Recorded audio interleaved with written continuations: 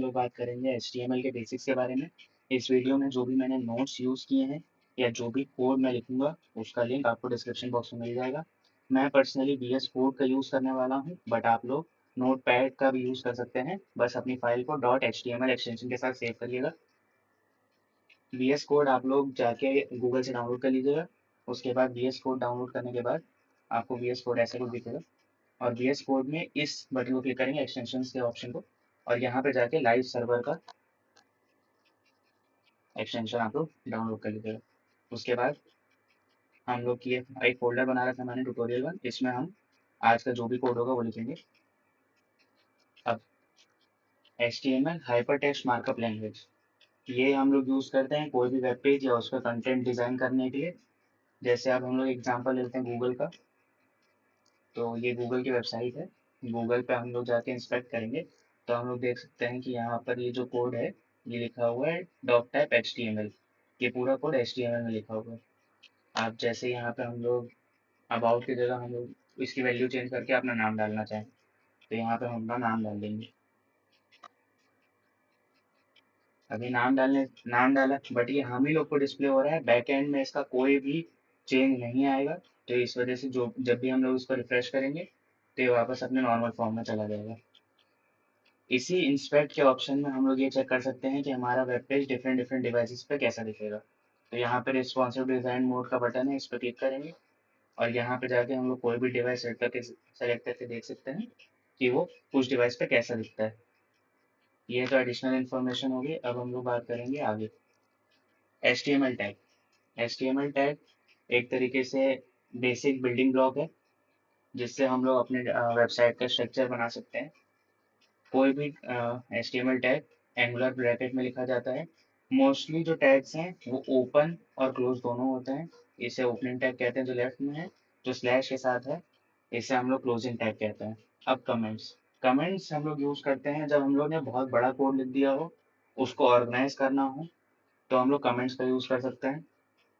Comments में हम लोग जो भी लिखते हैं वो एज अ कोड नहीं देखा जाता है, वो सिर्फ एज अ डेवलपर आपको अपने कोड में लिखा हुआ दिखेगा। कमेंट का सिंटेक्स इस टाइप से होता है।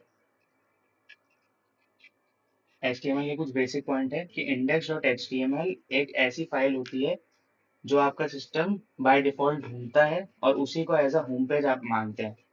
अगर आपकी वेबसाइट में आपने ये डिफाइन नहीं कर रखा है कि आपका होम पेज क्या है और आपके फाइल में index.html भी नहीं है, तो आपकी फाइल जब भी रन होगी तो वो आपको एक एरर दे देगा। जैसे हम लोगों ने मान लीजिए ये हमने बनाई एक फाइल, इसका नाम दिया index.html। यहाँ पे एक बेसिक कोड लिखना है। अब बेसिक कोड जो बॉयलर प्लेट जिसे कहते हैं हम लोग, उसको अगर हमें VS कोड में डायरेक्ट लिखना है तो बस एक्सक्लेमेशन मार्क दबा के ये पहला ऑप्शन चूज कर लेना है, तो एक ये बेसिक कोड आपके लिए खुद ही लिख देता है। अब बॉडी में मान लीजिए हमने कुछ लिख दिया H1 और यहाँ लिख दिया हेडिंग। अब जो हम लोग ने एक्सटेंशन यहाँ पे डाउनलोड किया था लाइव सर्वर का, वो यूज कर सकते हैं। यहाँ पे आपको दिखेगा गो लाइव का बटन, इस पर क्लिक करेंगे तो ये आपका वेब पेज ऐसे लोड कर देगा।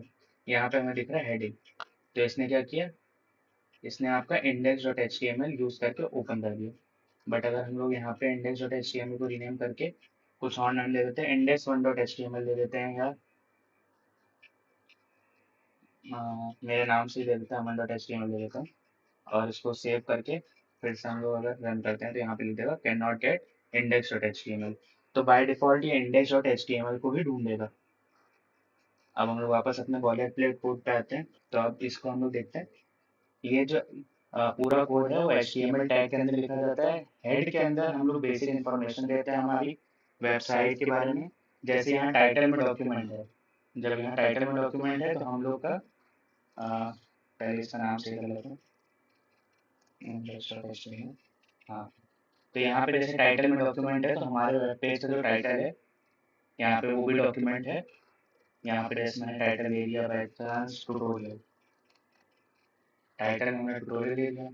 अब जब हम लोग इसको रिफ्रेश करेंगे तो यहाँ पे हमारा टाइटल हो जाएगा ट्यूटोरियल। हम लोग हेड में सारी बेसिक इन्फॉर्मेशन देते हैं और बॉडी में हमारा जो भी स्ट्रक्चर है वो आता है, और वो भी बाय द एंड HTML की क्लोजिंग टैग से बंद हो जाता है। अगला हम लोग बात करते हैं आगे। ये हमारा बेसिक बॉयलर प्लेट कोड है। जो शॉर्टकट मैंने यूज़ किया था वो सिर्फ VS कोड में काम करेगा, बट अगर आप नोटपैड पे बना रहे हैं तो ये एक बेसिक बॉयलर प्लेट आप लिख लीजिएगा खुद से। बाकी आगे टैग्स बात करेंगे। हेडिंग टैग की पहले बात करते हैं। हमारे पास 6 टाइप के हेडिंग टैग होते हैं। जैसे हम लोगों ने यहाँ पे लिखा था H1। H1 हमारी हाईएस्ट प्रायोरिटी की हेडिंग होती है। तो ये मान लीजिए हमने इसी को कॉपी पेस्ट कर देते हैं। ये हमारी हेडिंग 2 हो गई, ये हमारी हेडिंग 3 हो गई, ये हमारी हेडिंग 4 हो गई, ये हमारी हेडिंग 5 और ये हेडिंग 6। अब यहाँ पे हेडिंग 1 जो है हाईएस्ट प्रायोरिटी की है और H6 सबसे लोअर प्रायोरिटी की। तो जब हम इसे रन करेंगे तो हेडिंग 1 सबसे बड़ी और हेडिंग 6 सबसे छोटी दिखाई देती है। तो ये बात हो गई हेडिंग टैग्स की। हेडिंग टैग्स, ये जो H1 है ये हमारा टैग हो गया और उसके अंदर जो कंटेंट लिखा है वही चीज़ हम लोग वेब पेज पे देख पाएंगे। अब बात करते हैं पैराग्राफ टैग की। पैराग्राफ टैग बेसिकली कुछ नहीं है, वो बस पैराग्राफ लिखने के लिए यूज़ होता है। और एंकर टैग, एंकर टैग अगर हमें अपने ही वेब पेज पे एक लिंक देना है उसके लिए यूज़ होता है। जैसे ये हमारा वेब पेज था, यहाँ पे हम पैराग्राफ लिख देते हैं। दिस इज अ पैराग्राफ, और अब हम यहाँ पे एक लिंक भी दे देते हैं href, और यहाँ दे देते हैं https://google.com। ये हमारी लिंक हो गई। और अब उस लिंक की जगह क्या लिखना है वो यहाँ पे हम लिख सकते हैं। जैसे मैंने यहाँ डायरेक्ट गूगल ही लिख दिया। तो अब ए हमारा टैग है, ए हमारा एंकर टैग हो गया। ये जो href है ये हमारा एट्रीब्यूट है एंकर टैग का। अब एट्रीब्यूट एक तरीके से प्रॉपर्टी कह सकते हैं आप उस टैग की। यहाँ href में हम लोग यूआरएल डालते हैं, जैसे मैंने गूगल का यूआरएल डाल दिया। अब इसको सेव करके जब रन करेंगे तो यहाँ पे ये पैराग्राफ आ गया और एक ये क्लिकेबल लिंक आ गई है। इसको जब क्लिक करेंगे तो यहाँ पे गूगल का पेज खोल देगा ऐसे। अब इसकी जगह अगर मान लीजिए हमें अपना ही पेज खोलना है, कोई एक नया पेज बना लेते हैं इसमें। ट्यूटोरियल 1 में ही हमने बना लिया page1.html। इसमें भी एक बॉयलर प्लेट लिख देते हैं और यहाँ लिख देते हैं पैराग्राफ में दिस इज पेज 1। अब जब इसको रन करेंगे यहाँ पे हमें यूआरएल की जगह अब अपना वो देना पड़ेगा page1.html, और यहाँ गूगल की जगह लिख देते हैं page 1 और इसको सेव करके रन कर देते हैं। अब जब इसको रन किया तो यहाँ पे पेज 1 की लिंक आ गई है और यहाँ लिखा आ गया दिस इज पेज 1। अब यहाँ पे हमने 2 टाइप की यूआरएल यूज़ की। एक था एब्सोल्यूट यूआरएल जो कि हमारा फुल एड्रेस था google.com का। तो वो क्या था, हमें पूरी इन्फॉर्मेशन देनी पड़ी कि ये https://google.com, मतलब पूरा एड्रेस देना पड़ा, यूआरएल देना पड़ा। रिलेटिव यूआरएल क्या था, हमारे ही विथ इन फोल्डर में ही जो हमने एक अपना पेज दे रखा था उसकी यूआरएल पे हमने रिलेटिव यूआरएल यूज़ किया। अब आगे चलते हैं, आगे हम लोग बात करेंगे इमेज टैग की।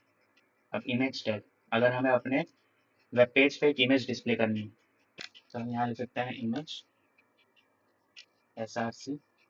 SRC यानी सोर्स, तो हमारे यहाँ जो भी इमेज का सोर्स है वो यहाँ डाल सकते हैं, या हम लोग यहाँ ऑल्ट पे डाल सकते हैं। अब क्या होता है कि कई बार हमारे वेबसाइट पे हम लोग का ट्रैफिक ज़्यादा है या फिर हमारा जो यूज़र है उसका डेटा कम है, तो उस पर इमेज लोड होने में ज़्यादा टाइम ले रही है, तब तक यहाँ पे हम लोग ये डाल सकते हैं कि वो इमेज किस चीज़ के लिए है, हम लोग ये दिखा सकते हैं, या उसकी जगह हम कोई भी एक अल्टरनेट टेक्स्ट डिस्प्ले कर सकते हैं। जैसे मैंने यहाँ लिख दिया दिस इज एन इमेज, और इसको हमने सेव करके रन कर दिया। तो यहाँ पे एक ये छोटा सा लोगो बन के आ गया और ये लिख के आ गया दिस इज एन इमेज। अब इमेज की जगह हम लोग कोई यूआरएल ले लेते हैं।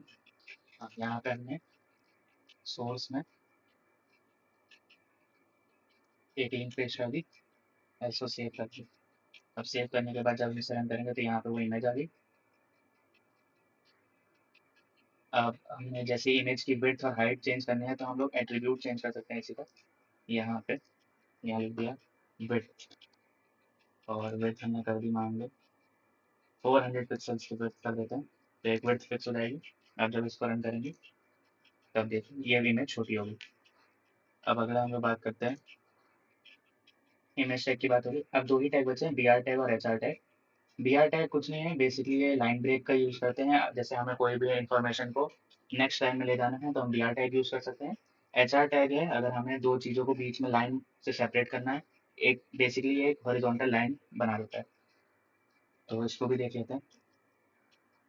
जैसे हमें हेडिंग्स और पैराग्राफ के बीच में एक हॉरिजॉन्टल लाइन चाहिए और एक सेपरेशन चाहिए, तो हम लोग क्या कर सकते हैं, हेडिंग के बाद यहाँ डाल देंगे हॉरिजॉन्टल रूलर और सेव कर देंगे। यहाँ पे एक लाइन आ गई। इसके भी एट्रीब्यूट हम लोग चेंज कर सकते हैं। जैसे इसके हमने कर दिया, साइज को बढ़ा देता है, साइज कर देता है 5 पिक्सल्स और कलर कर देते हैं ब्लैक। जब इसको हम रन करेंगे तो इसके पिक्सल्स बढ़ गए और ब्लैक कलर में हो गया।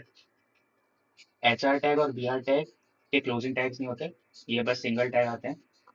अब जैसे हमें बी आर टैग यूज़ करना है तो हम लोग बहुत बड़ा पैराग्राफ लिख सकते थे। जैसे दिस इज अ पैराग्राफ, अब हमें दूसरी लाइन में चाहिए कुछ और, दिस इज लाइन 2। तब क्या होगा, दिस इज अ पैराग्राफ, उसके बाद हम लोग नेक्स्ट लाइन में चले जाएंगे और आ जाएगा दिस इज लाइन 2।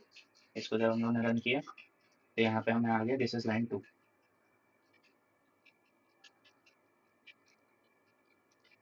तो बस आज के लिए हम लोग इतना ही रखेंगे। अगली वीडियो में हम लोग बात करेंगे कि हम लोग फॉर्म्स कैसे बना सकते हैं HTML में, हम लिस्ट कैसे बना सकते हैं HTML में, order list, unordered list, tags, जो बाकी बचे टैग्स हैं उनके बारे में बात करेंगे।